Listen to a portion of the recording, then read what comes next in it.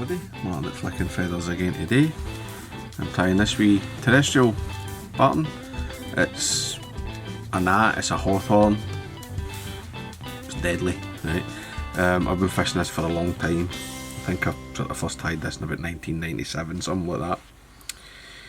It's proven to be very good on rivers and still waters for me. And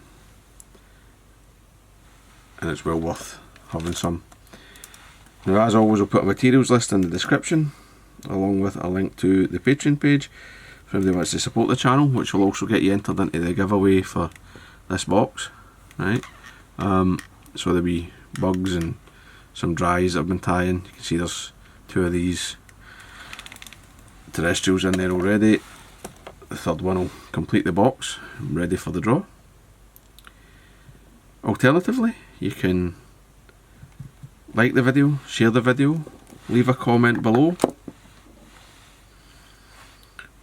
watch the video all the way to the end. All of that helps the channel and is appreciated. So the hooks and the vise, this is a size 16 and it's a ultimate dry. I think it was a TMCO 103 was the first hook I used in this, but the Full and Mill's nice.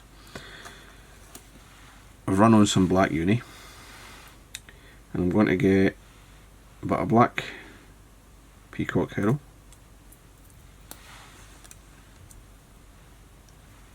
dyed black.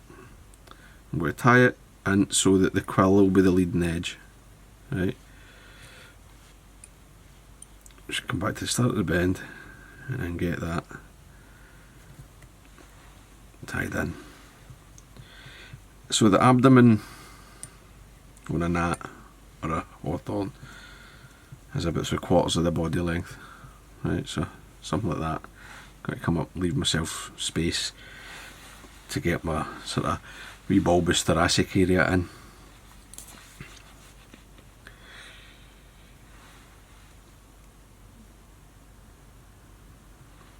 A tiny wee touch of super glue. And I'm actually going to spread it so that I don't have any lumps or blobs of it, right? I want a smooth thin coat, that's plenty, and then when I come up the body, that will stick to it and protect it, right? That will make it much more durable. You could run your thread over it as well if you wanted to, but I like this, that's quite good. Now come across, catch that off, and it's a bit fuzzy at first, right? But when you fish this, obviously the herl, as it gets, you know, it gets wet and then it dries, it'll sort of cling onto itself, right? When it, you know, when there's water on it, it'll cling onto itself. And it'll sort of take that shape, it'll stay slim, right? Catch a couple of fish and it'll start to get a bit sparser as well. So, as I was saying, the wee bulbous thoracic end and head, I'm basically tying like a Roman Moser, right, like a balloon head. So we've got a bit of foam here. It's 2mm closed cell, and just getting that on, and I've just cut it. It's a 2mm square more or less. It's maybe 2.5mm wide, right? Bit of wax for the grip, and get this nice and secure, right? You don't want it rolling, right? That's absolutely imperative, right? It mustn't roll. Want it nice and centered on the top, like that. Legs, I've heard people saying you don't need legs in these, and maybe you don't, but especially hawthorns, they've got quite long dangly legs, and when they land on the water, you know, the legs do sort of straggle out, right? They're drowning. So I'm using black crystal flash, right? It's much more durable than like pheasant tail, right? So what I'm going to do is catch it on my side, I'll leave it a couple of hook legs, right, I'll cut that later, just need enough to work. 2 or 3 wraps, come back,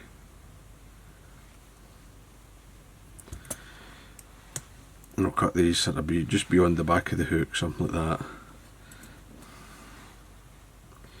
I mean, if you like them a bit longer or shorter, that's your call. Maybe there, right? Got a nice wee leg on the fly. Can't really see it. Ah, you can see it there. Ideal. Now I'm going to put an underwing of Pearl Mylar. This is a size 12 Uni Mylar in Pearl. Just putting a single strip, right? Just to add a bit of reflection to the wing and a bit of sort of transmitted light, right? So tied that in, it's just straight along the back, slightly longer than the body, sort of just to the back of the hook there, right? You see it? Again, make sure it's nice and square on top, and then you can fold that, take a couple of turns over it. I mean, you could just leave that out the back, but I'm going to take it away. Now the wing, on this size I'm going to use probably 3. This CDC, it's not the thickest, some of the feathers, so I'll use 3, and then if you feel it's too thick when you're fishing, you can always cut one out, right? Like, don't be afraid to take scissors to a fly on the water. So, line up the tips of these. It's not bad.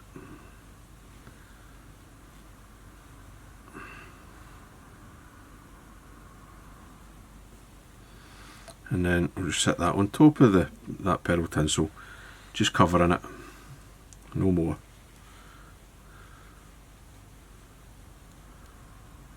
Just come right back the length of that wee sort of thorax area, nice and clean, get that all secure.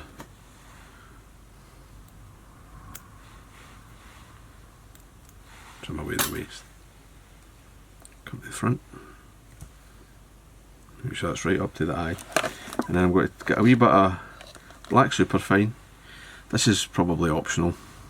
You know, you could, it's just this sort of aesthetic thing, just to tidy up that lump of bare thread. I'm just going to come in, dub that wee sort of space. That's it, right? Fold that back. Right, so take the foam. Now, if you want, for whatever reason, to have like a kind of more bulbous head, that's up to you. Right, I like it not too big, just a wee lump. Probably slightly bigger than what the natural fly has, right? But you're getting that wee bit of buoyancy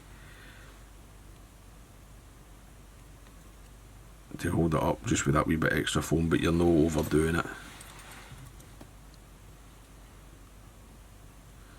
Watch you don't carry your leg with your thread there. We'll come in, we'll trim this off quite close. Happy with that.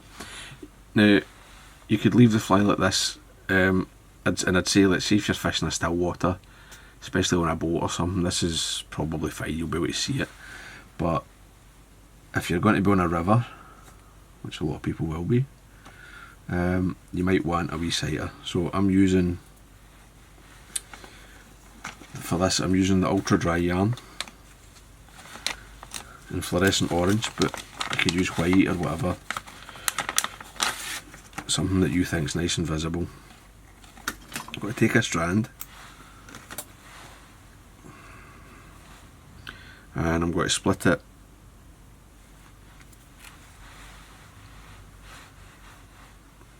say in half, maybe a wee bit less. Now leave myself, I'm going to waste a bit just so I can handle it easily, but I turn over it, I turn in front, 2 in, and I'm going to whip finish here in this space. You can sort of pull up on it, make sure it's dead vertical as you tighten your whip finish. And I mean, how long do you want this is up to you, right? I mean, I like them pretty small. The 2 that I've tied already had quite a short sighter, but I'll leave this one a bit longer so that whoever wins the box of flies can make their mind up. And obviously, if it's too big, you can trim it back on the water, right? You can always cut that later. Right, and you'll be amazed that when viewed from below, you don't really see that, right? I mean, maybe from an oblique angle you will, but you'll be amazed at just that wee speck of orange, how that will help you pick it out. Like if you're casting under a bush or something, it really makes the wee dart fly much more visible. So obviously, wee bit of head cement just on the wraps of the whip finish, and there you go. Absolutely deadly. Great wee fly. Tie some up, catch some fish on it.